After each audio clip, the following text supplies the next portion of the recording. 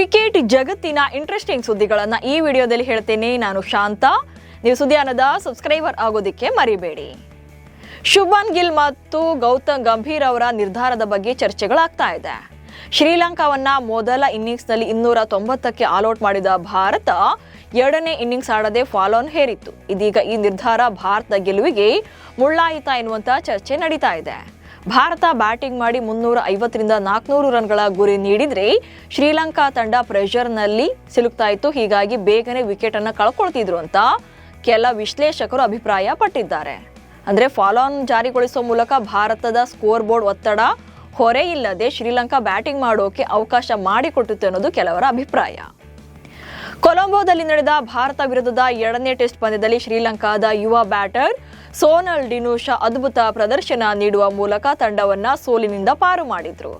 ಫಾಲೋನ್ನ ಒತ್ತಡದ ನಡುವೆ ಕೂಡ ಅಚಲ ಆತ್ಮವಿಶ್ವಾಸದಿಂದ ಆಡಿದ ದಿನುಶಾ ಒಂದೇ ಟೆಸ್ಟ್ನ 2 ಇನ್ನಿಂಗ್ಸ್ಗಳಲ್ಲಿ ಶತಕಗಳನ್ನು ಬಾರಿಸಿದ್ರು. ಇವರ ಬ್ಯಾಟ್ನಿಂದ 2 ಪಂದ್ಯಗಳಿಂದ ಒಟ್ಟು 3 ಶತಕ ಹಾಗೆ 1 ಅರ್ಧ ಶತಕ ಬಂದಿದೆ. ಒಟ್ಟಾರೆಯಾಗಿ 2 ಪಂದ್ಯಗಳಿಂದ 420 ರನ್ಗಳನ್ನು ಕಲೆ ಹಾಕಿದ್ದಾರೆ. ಶ್ರೀಲಂಕಾ ವಿರುದ್ಧದ ಸರಣಿಯಲ್ಲಿ ಕನ್ನಡಿಗ ದೇವದತ್ ಪಡಿಕ್ಕಲ್ ಸರಣಿ ಶ್ರೇಷ್ಠ ಪ್ರಶಸ್ತಿ ಪಡೆದಿದ್ದಾರೆ. ಶ್ರೀಲಂಕಾ ಪರ ಸೋನಲ್ ಡಿನುಶಾ ಕೂಡ 420 ರನ್ಗಳನ್ನು ಬಾರಿಸಿದ್ರೆ ಯುವ ಸ್ಪಿನ್ನರ್ ಮಾನವ್ ಸುತಾರ್ ಕೂಡ 16 ವಿಕೆಟ್ಗಳನ್ನು ಉರುಳಿಸಿ ಸರಣಿ ಶ್ರೇಷ್ಠ ಪ್ರಶಸ್ತಿಗೆ ಫೈಟ್ ನೀಡ್ತಾ ಇದ್ರು. ಆದರೆ ಅಂತಿಮವಾಗಿ ದೇವದತ್ ಪಡಿಕ್ಕಲ್ ಸರಣಿಯ ಶ್ರೇಷ್ಠ ಆಟಗಾರನಾಗಿದ್ದಾರೆ. ಶ್ರೀಲಂಕಾ ವಿರುದ್ಧ ಸರಣಿ ಕ್ಲೀನ್ ಸ್ವೀಪ್ ಸಾಧ್ಯವಾಗದಿದ್ದರೂ ಕೂಡ ಶುಭ್ಮನ್ ಗಿಲ್ ನಾಯಕತ್ವದಲ್ಲಿ ಭಾರತ ತಂಡ ಶ್ರೀಲಂಕಾ ವಿರುದ್ಧದ ಟೆಸ್ಟ್ ಸರಣಿಯನ್ನ 1-0 ಅಂತರದಲ್ಲಿ ಗೆದ್ದಿದೆ. ಇದು ಗಿಲ್ ಅವರ ಕ್ಯಾಪ್ಟನ್ಸಿಯಲ್ಲಿ ಭಾರತಕ್ಕೆ ದೊರೆತ ಮೊದಲ ವಿದೇಶಿ ಸರಣಿಯ ಗೆಲುವು. ಇನ್ನು ವಿಶ್ವ ಟೆಸ್ಟ್ ಚಾಂಪಿಯನ್ಶಿಪ್ ಪಾಯಿಂಟ್ಸ್ ಪಟ್ಟಿಯಲ್ಲಿ ಭಾರತ 5ನೇ ಸ್ಥಾನದಲ್ಲಿದ್ದು ಉಳಿದ 7 ಟೆಸ್ಟ್ ಪಂದ್ಯಗಳಲ್ಲಿ ಕನಿಷ್ಠ 6 ಪಂದ್ಯಗಳನ್ನು ಗೆಲ್ಲಲೇಬೇಕಾದಂತ ಒತ್ತಡದಲ್ಲಿದೆ. ಶ್ರೀಲಂಕಾ ವಿರುದ್ಧ 2ನೇ ಟೆಸ್ಟ್ ಪಂದ್ಯವನ್ನ ಯಾಕೆ ಗೆಲ್ಲೋಕೆ ಸಾಧ್ಯ ಆಗಲಿಲ್ಲ ಅನ್ನೋದ್ರ ಬಗ್ಗೆ ಗಿಲ್ ಮಾತನಾಡಿದ್ದಾರೆ. ಡ್ರಾ ಆಗಿದ್ರಿಂದ ಎದುರಾಳಿಗಳಿಂದ ಕಲಿಯುವುದು ಕೂಡ ತುಂಬಾ ಇದೆ. ಎದುರಾಳಿ ತಂಡ ಒತ್ತಡದಲ್ಲಿ ಇದ್ರೂ ಕೂಡ ಅದರಿಂದ ಚೇತರಿಸಿಕೊಂಡ ರೀತಿಯನ್ನು ನೋಡೋಕೆ ಅದ್ಭುತವಾಗಿತ್ತು. ಆತಿಥೇಯರು ಅದ್ಭುತ ಪ್ರದರ್ಶನ ನೀಡಿದ್ರು. ಅದರಲ್ಲೂ ತಂಡದ ಬ್ಯಾಟ್ಸ್ಮನ್ಗಳು ತುಂಬಾ ಚೆನ್ನಾಗಿ ಆಡಿದ್ರು. ಅವರ ಕಡೆಯಿಂದ ಸ್ವಲ್ಪ ಅದೃಷ್ಟ ಕೂಡ ಇತ್ತು. ಹಾಗೆ ಟೆಸ್ಟ್ ಕ್ರಿಕೆಟ್ ಗೆದ್ದಿದೆ ಎಂದು ಗಿಲ್ ಹೇಳಿದ್ದಾರೆ. ಶ್ರೀಲಂಕಾ ವಿರುದ್ಧದ 2ನೇ ಟೆಸ್ಟ್ ಪಂದ್ಯದಲ್ಲಿ ಮೊಹಮ್ಮದ್ ಸಿರಾಜ್ ವೇಗ ಕಡಿಮೆಯಾಗಿರುವ ಬಗ್ಗೆ ಗಿಲ್ ಸ್ಪಷ್ಟನೆ ನೀಡಿದ್ರು. ಸಿರಾಜ್ಗೆ ಯಾವುದೇ ಗಾಯಗಳಾಗಿಲ್ಲ, ಆದರೆ ದೀರ್ಘ ವಿರಾಮದ ಬಳಿಕ ಲಯ ಹಾಗೆ ಸಂಪೂರ್ಣ ಪಂದ್ಯ ಫಿಟ್ನೆಸ್ ಮರಳಿ ಪಡೀತಾ ಇದ್ದಾರೆ ಅನ್ನೋ ಮೂಲಕ ಗಿಲ್ ಮಾತನಾಡಿದ್ದಾರೆ. ಇಟಿಪಿಎಲ್ನ ಮೊದಲ ಪಂದ್ಯದಲ್ಲಿ ರಾಹುಲ್ ದ್ರಾವಿಡ್ ಮಾಲೀಕತ್ವದ ಡಬ್ಲಿನ್ ಗಾರ್ಡಿಯನ್ಸ್ ತಂಡ ಬೆಲ್ಫಾಸ್ಟ್ ವುಲ್ಫ್ಸ್ ವಿರುದ್ಧ 52 ರನ್ಗಳ ಸೋಲು ಕಂಡಿದೆ.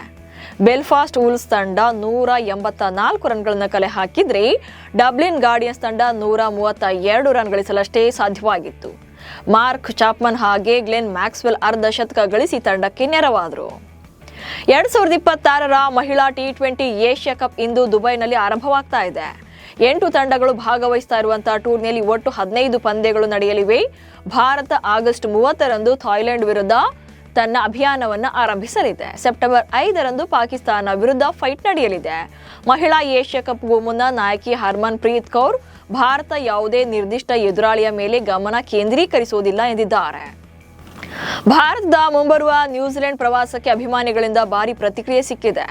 12 ಪಂದ್ಯಗಳ ಮಲ್ಟಿ ಫಾರ್ಮ್ಯಾಟ್ ಸರಣಿಯ ಟಿಕೆಟ್ಗಳ ಫ್ರೀ ಸೇಲ್ ಆರಂಭವಾದ ಮೊದಲ 44 ಗಂಟೆಗಳಲ್ಲಿ 26,000 ಟಿಕೆಟ್ಗಳು ಮಾರಾಟವಾಗಿವೆ. ಹಲವು ಪಂದ್ಯಗಳು ಹೌಸ್ಫುಲ್ ಆಗುವಂತ ನಿರೀಕ್ಷೆ ಕೂಡ ಇದೆ. ಅಕ್ಟೋಬರ್ನಿಂದ ಈ ಸರಣಿ ಆರಂಭವಾಗಲಿದೆ. ಲಾರ್ಡ್ಸ್ನಲ್ಲಿ ಇಂಗ್ಲೆಂಡ್ ವಿರುದ್ಧ ನಡೀತಾ ಇರುವಂತಹ 2ನೇ ಟೆಸ್ಟ್ ಪಂದ್ಯದಲ್ಲಿ ಪಾಕಿಸ್ತಾನದ ಆಟಗಾರ ಮೊಹಮ್ಮದ್ ಅಬ್ಬಾಸ್ ಅದ್ಭುತ ಬ್ಯಾಟಿಂಗ್ ಪ್ರದರ್ಶನ ನೀಡಿದ್ರು. ಇಂಗ್ಲೆಂಡ್ 80 ರನ್ ಗಳಿಸಿದ್ದ ವೇಳೆಗೆ ಅಬ್ಬಾಸ್ 4 ವಿಕೆಟ್ ತೆಗೆದಿದ್ರು. ಬಳಿಕ ಜೋರ್ಡನ್ ಕಾಕ್ಸ್ ಹಾಗೆ ಜೇಮಿ ಸ್ಮಿತ್ ಅರ್ಧ ಶತಕಗಳಿಂದ ತಂಡವನ್ನ ಸಂಕಷ್ಟದಿಂದ ಪಾರು ಮಾಡಿದ್ರು. ಅಂತಿಮವಾಗಿ ಅಬ್ಬಾಸ್ 4 ವಿಕೆಟ್, ಮೊಹಮ್ಮದ್ ಅಲಿ 3 ವಿಕೆಟ್ ಕಬಳಿಸಿ ಇಂಗ್ಲೆಂಡ್ ಅನ್ನ ಮೊದಲ ದಿನ 249 ರನ್ಗಳಿಗೆ ಕಟ್ಟಿ ಹಾಕಿದ್ರು. ಇವೆಷ್ಟು ಇವತ್ತಿನ ಕ್ರಿಕೆಟ್ ಬಗೆಗಿನ ಸುದ್ದಿಗಳು. ನಮಸ್ಕಾರ.